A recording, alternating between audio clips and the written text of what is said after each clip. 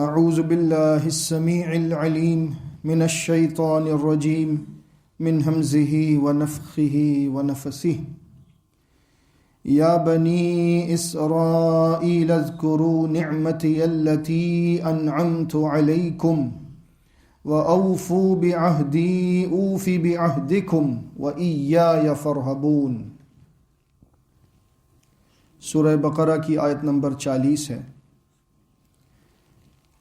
اے اسرائیل کی اولاد، یاد کرو میری اس نعمت کو جو میں نے تم پر کی،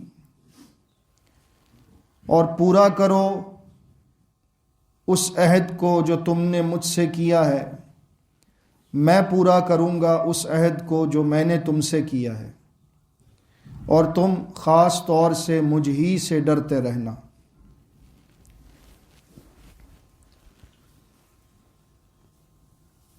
قرآن مجید کی سورہ بقرہ کی جس قدر ہم نے تفسیر کو اور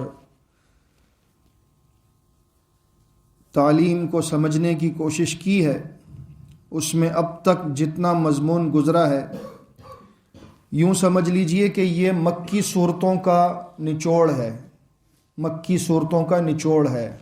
سورہ بقرہ مدینہ میں نازل ہوئی۔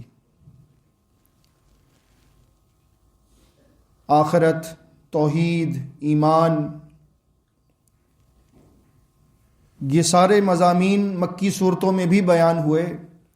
گویا کہ اب آنے والے جو بھی معاملات ہیں جو سورہ بقرہ میں بیان کیے جائیں گے، ان کا مقدمہ تھا یہ جو اب تک ہم نے سمجھا ہے، پڑھا ہے، اور جس پر غور و فکر کرنے کی کوشش کی ہے۔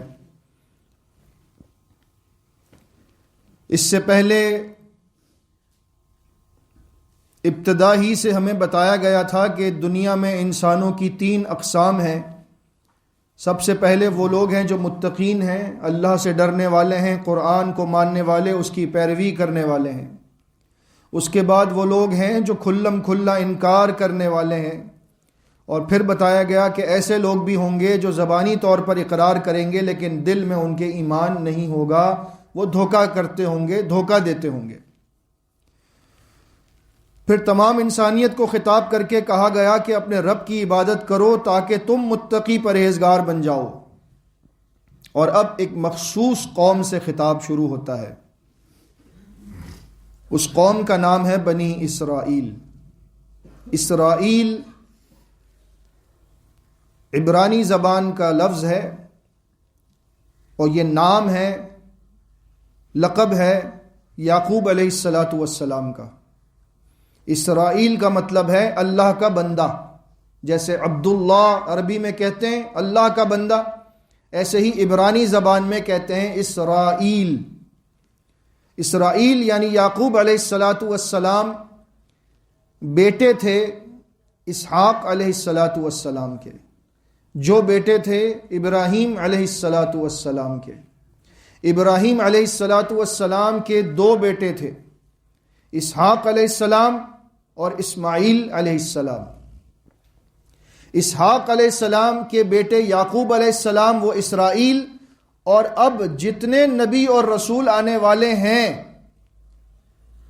سوائے ایک کے، وہ تمام نبی اور رسول ہوں گے بنی اسرائیل میں سے، یعنی اسحاق علیہ السلام کی اولاد میں سے۔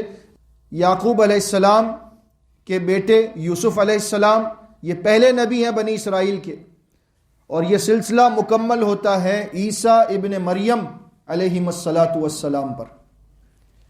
تو اسماعیل علیہ السلام کی اولاد میں سے صرف ایک ہی نبی اور رسول آیا، لیکن وہ آخری نبی اور آخری رسول، ہمارے نبی، ہمارے رسول، امام الانبیاء محمد الرسول اللہ صلی اللہ علیہ وسلم تھے۔ یہ کچھ ماضی اور تاریخ کی باتیں سمجھنا ضروری ہیں۔ اب جو موضوع شروع ہونے جا رہا ہے، یہ موضوع تقریباً 107 آیات تک جاری رہے گا مسلسل، بنی اسرائیل کے حوالے سے۔ تو بنی اسرائیل کی تاریخ کو سمجھے بغیر ہم آگے نہیں بڑھ سکتے۔ آیت نمبر 40 سے لے کر آیت نمبر 147 تک بنی اسرائیل کا ہی ذکر ہے۔ آپ سوچیں گے کہ آخر اتنا کیوں اس قوم کے بارے میں ہمیں بتایا گیا؟ اس کے پیچھے وجہ یہ ہے کہ کیفیات اور حالات ان کے بتائے جا رہے ہیں، لیکن نصیحت دراصل ہمیں کی جا رہی ہے۔ یہ نہ سمجھیں کہ یہ قصے ہوں گے کہ ماضی کی باتیں آپ کو بتائی جائیں گی، بلکہ اس میں ہمیں عبرت کو تلاش کرنا ہے کہ کہیں ہم سے تو وہ اعمال نہیں ہو رہے جو بنی اسرائیل نے کیے، کہ ہمارا وہی حال نہ ہو جو بنی اسرائیل کا ہوا، اس لیے بتایا جا رہا ہے۔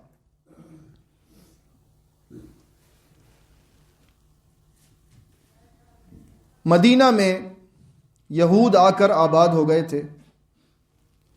اس کی دو بنیادی وجوہات تھیں۔ ایک وجہ یہ تھی کہ مدینہ عرب کے صحرا میں ایک ایسا علاقہ تھا جہاں پر پانی تھا، جہاں پر کھیتی باڑی ہوتی تھی، کھجوروں کے باغات تھے، اور یہودی کاروبار میں تاریخی اعتبار سے بہت مشہور ہے۔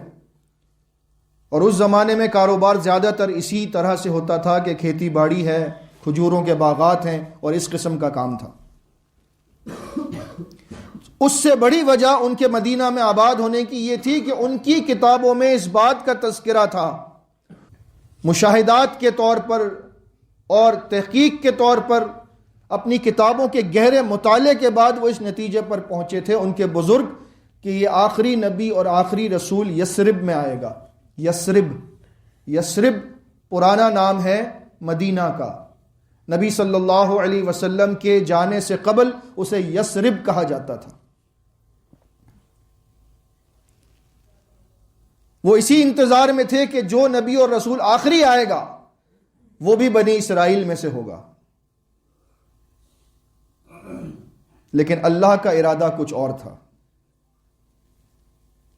وہ اسی انتظار میں تھے کہ آخری نبی اور آخری رسول ہم میں سے ہوگا، لیکن اللہ کا ارادہ کچھ اور تھا۔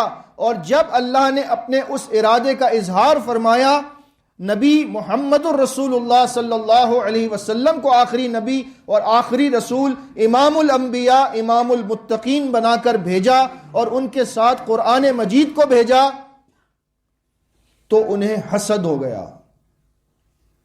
صرف اس بات پر یہ بنو اسماعیل کا کیوں ہے، بنی اسرائیل کا کیوں نہیں ہے۔ اور اس دشمنی میں انہوں نے قرآن کو ماننے سے انکار کیا، نبی صلی اللہ علیہ وسلم کو ماننے سے انکار کیا۔ اس دشمنی کی بنیاد پر انہوں نے اسلام سے دشمنی لے لی، حتیٰ کہ اللہ سے دشمنی لے لی، جبریل امین سے دشمنی لے لی، میکائیل سے دشمنی لے لی۔ یہ ساری باتیں آپ کو سورہ بقرہ میں ملیں گی۔ حسد اور بغض انسان کو اس قدر ناانصاف بنا دیتا ہے کہ اس کو اپنے مد مقابل کی اچھائی بھی نظر نہیں آتی۔ وہ کسی طرح سے چاہتا ہے کہ اس کو میں ختم کر دوں، اس کو صفحہ ہستی سے مٹا دوں، لیکن اللہ تعالیٰ جسے ہدایت پر رکھنا چاہے، جسے عزت دینا چاہے، جسے قائم رکھنا چاہے، اسے کوئی مٹا نہیں سکتا، اس چراغ کو کوئی بجھا نہیں سکتا۔ گزشتہ 2 آیات میں ہم نے پڑھا تھا کہ تم سب کے سب نیچے اتر جاؤ، اور یہی مضمون یہودیوں کی جو آسمانی کتاب مانی جاتی ہے موجودہ، جسے اولڈ ٹیسٹمنٹ کہتے ہیں، ہم تو اسے تورات کہتے ہیں، لیکن تورات میں انہوں نے بہت ساری تحریفات کی ہیں۔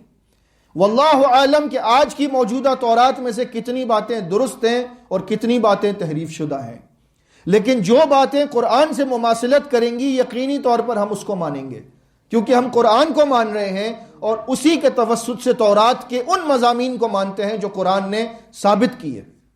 یہ بات بھی تورات میں موجود ہے کہ آدم علیہ السلام اور اماں حوا سے کہا گیا کہ تم زمین پر اتر جاؤ، اور جب کبھی تمہارے پاس میری طرف سے ہدایت آئے تو جس نے میری ہدایت کی پیروی کی ان پر کوئی خوف نہیں ہوگا، کوئی غم نہیں ہوگا۔ جنہوں نے انکار کیا اور جھٹلایا ہماری آیات کو تو وہ جہنمی ہوں گے، اس میں ہمیشہ رہیں گے۔ یہ کل ہم بات کر چکے۔ لیکن قرآن مجید بڑی مربوط کتاب ہے، ایک کے بعد ایک مضمون آتا ہے اور پچھلے مضمون سے وہ بالکل جڑا ہوتا ہے۔ بظاہر دیکھنے والا کہے گا کہ یہ اچانک بنی اسرائیل کا ذکر کیوں شروع ہو گیا، لیکن اس میں بڑا گہرا ربط ہے۔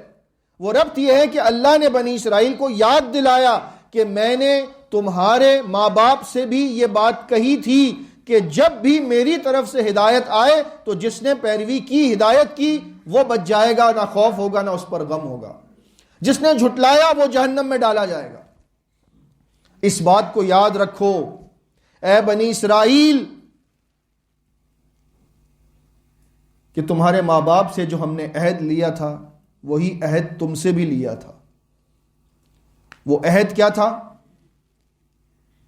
اس عہد کا ذکر اللہ نے سورہ مائدہ میں فرمایا، لیکن اس عہد کو یاد دلانے سے پہلے انہیں یہ بات یاد دلائی، اذکروا نعمتی التی انعمت علیکم، میری اس نعمت کو یاد رکھو جو میں نے تم پر کی ہے، میری نعمت کو یاد رکھو۔ انعمت، اور اس سے ملتا جلتا ایک لفظ ہم پڑھتے آئے سورہ فاتحہ میں، صراط الذین انعمت علیہم۔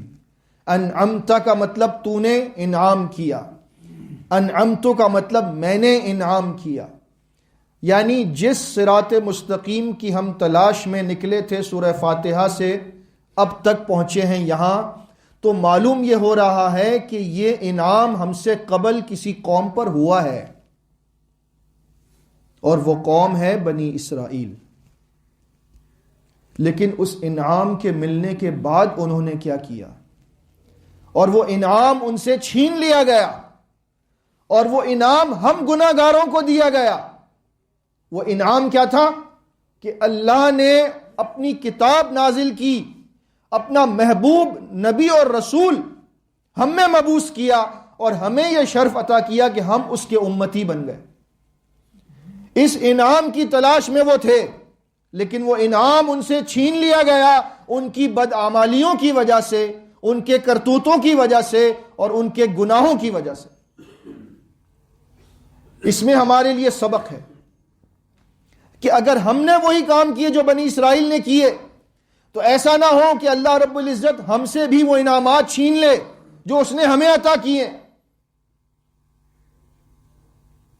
آیت نمبر 147 تک 10 انعامات کا ذکر ہے جو اللہ نے بنی اسرائیل پر کیے، یہ سب ہم پڑھتے جائیں گے انشاءاللہ۔